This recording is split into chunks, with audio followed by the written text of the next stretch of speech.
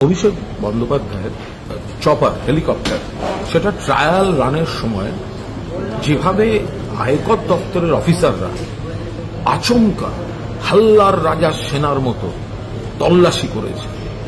কেন তল্লাশি বলতে পারেনি। নিরাপত্তারক্ষীরা ছবি দেখাতে যাচ্ছে, ছবি তুলতে যাচ্ছিল, ছবি তুলতে দেয়নি, ঝগড়া করেছে, কিছু খুঁজে পায়নি, অথচ প্রত্যেকটা ব্যাগ জিনিসপত্র খুলে দেখে তছনছ করেছে।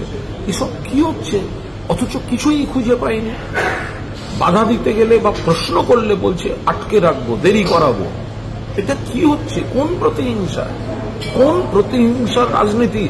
অভিষেক বন্দ্যোপাধ্যায়ের চপারের ট্রায়াল রানের জন্য ইনকাম ট্যাক্স দিয়ে এইভাবে হয়রান করা হয়েছে। আজকে আমরা তীব্র নিন্দা করছি। বিজেপি হারছে এবং কেন্দ্রীয় সরকার তাদের সব এজেন্সিকে এইভাবে পৈশাচিকভাবে তাণ্ডব করতে, গুন্ডামি করতে, বেআইনি